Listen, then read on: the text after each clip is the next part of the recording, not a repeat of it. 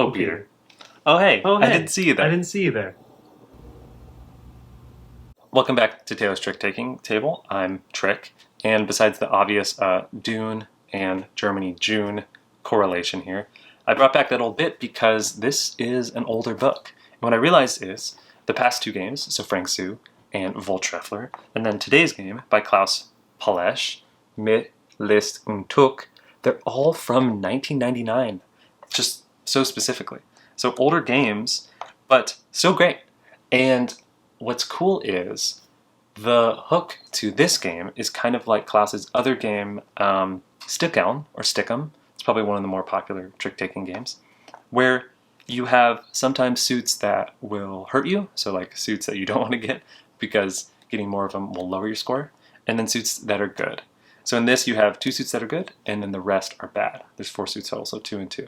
But so the hook to this is the scoring is kind of wacky because you actually do division based on all the bad cards you took. Kind of crazy. Let's go to the table and I'll show you how to play. Hey, Spirit of the Stairs, Taylor here. I forgot, there's another hook. It's the fact that there's 2 winners per trick. So now, let's go to the table. The deck makeup in Mit, List und Tücke is made up of 4 suits numbered 1 through 21. As you can see on the bottom here, it actually tells you the player count that you would include this card in. So like, for example, in a 4-player game, you only use cards 1 through 14. Here we have the game set up for 4 players. So you'll deal out the whole deck equally, and then the start player is going to be to the left of the dealer. Let's say it's Zelda. The color led to the trick is going to be the trump color for the trick. So blue is going to beat any other color of blue. So Zelda's winning here. Play would then go to SpongeBob, and in Mit, List und Tücke, you don't have to follow suit. So SpongeBob doesn't have to play a blue. So maybe they play this yellow 3. And because the lead suit is trump, the 3 is actually losing to the 8. And then going to May over here, May could play this 11 purple, and again, they are offsuit, so they're not trump, so even though it's an 11, it's losing to the 8.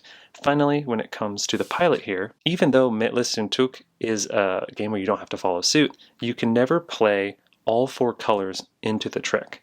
So looking at the pilot's hand here, they can't play any of their red. In fact, how the game ends is either everyone plays all of their cards, or if anyone's ever forced to play a 4th color to the trick, that ends the round early, and it ends it immediately. So no one would resolve that trick.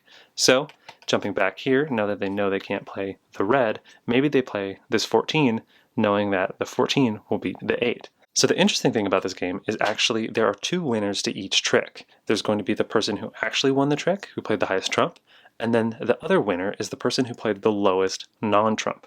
So the first winner is going to be the pilot here, and they take, in a 4-player game, they take 2 cards from the table here, and then after they take the 2 cards, maybe they take these 2 blue, the other winner, who played the lowest of the non-trump, will take the other cards, and it's a forced take. So SpongeBob will have to take this yellow and this purple. And what's interesting is the second winner, or the person who played the lowest of the non-trump, will then lead the next trick. So SpongeBob over here will then play into, well, let's maybe make it a different color. They'll play into the next trick, and so yellow is now the trump color of this trick. So play will continue on, and if ever people play offsuit the same number, so maybe this is an offsuit low and this is also offsuit lowest, it'll go to the first, then May would win because they played the first lowest. And again, the person who played in the trump would pick first, and they can pick cards that aren't there, so they could pick these 2 red here. What might be a little scary for that is for the scoring. So maybe looking at what SpongeBob has, they take these 2. And again, the loser would then take theirs and lead the next trick. If everyone played into the suit of the same lead suit, then there isn't 2 winners. There would just be the 1 winner who played the highest.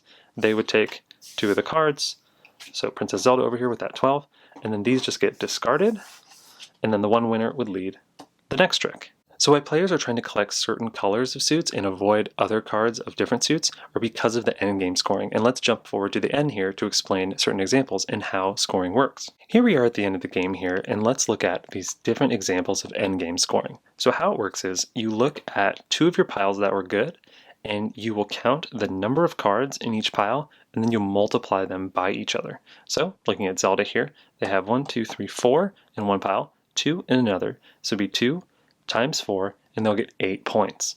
And then you divide it by the other two suits, the quantity of cards total.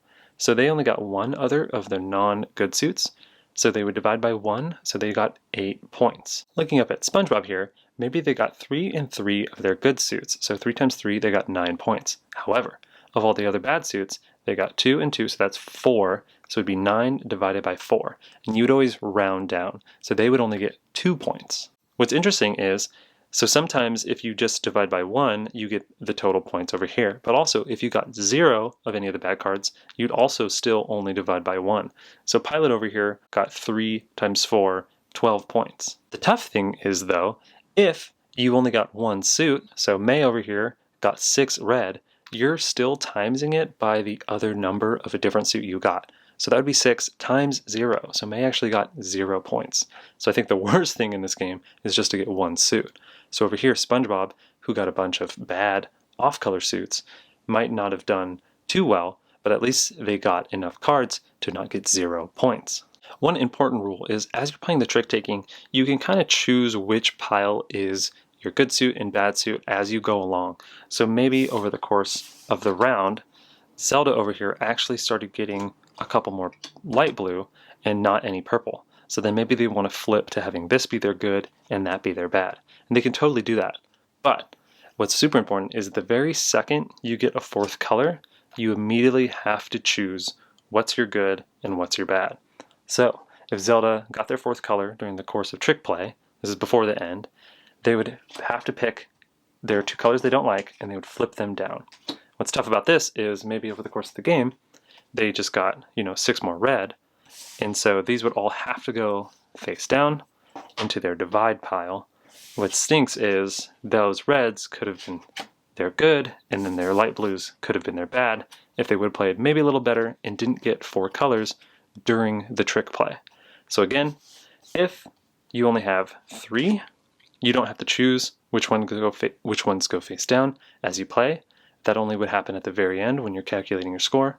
But the second, when you're trick playing, you get all 4 colors. You do immediately have to choose right then which are face down cards which divide by it. And just as a final example to drive this home, this would be 4 times 1, 2, 3, 4, 5, 6, 7. So that is 28 divided by 1, 2, 3, 4, 5, 6. 28 divided by 6 is 4 and some change, and then you would round down to get 4. So that would, right here would be 4 points for Zelda. So then you pick all this back up, you shuffle and you redeal, and you play rounds per player, so 3 more rounds in a 4-player game, and whoever has the most points at the end wins. So that is Mitlist und Tücke, and I really, really like this game. And I think it's because it's a blend of kind of 2 categories of trick takers that I really like. So you have kind of Nikosu dice, or segment tricks, where those are all about working your way to a bid as you play the game. And then you have stick down and sharp shotten, where you have kind of a pain suit or other suits that you don't mind getting. And what this does is you don't have that harsh bid of those like stick down or sharp shotten, but you are kind of working towards it. And it's cool how as you play, you can really kind of finesse to not try to narrow yourself down until maybe way later in the hand. Especially if you just go and get one suit. I know that's generally hard to do, as this game I don't think is too easy, but it's cool to have that flexibility as you play. I've always loved games where if you do have to bid, you don't have to bid right at the start. I think it's helpful for new players, and it's also just, I think, a little more fun for me personally to kind of discover a bid and see how you're doing as you play. Because a lot of times in bidding games, I'm like, oh yeah, I think I got this, certain number or something. And then I just, by the second trick, I'm like way off. And I'm like, oh no, this whole hand is kind of shot. I think this also handles the you don't have to follow mechanism really, really well. Sometimes games can try to implement that and they fall a little flat. You either have too much choice and it kind of slows the game down, or you have too much choice and it doesn't quite feel like a trick taker to me.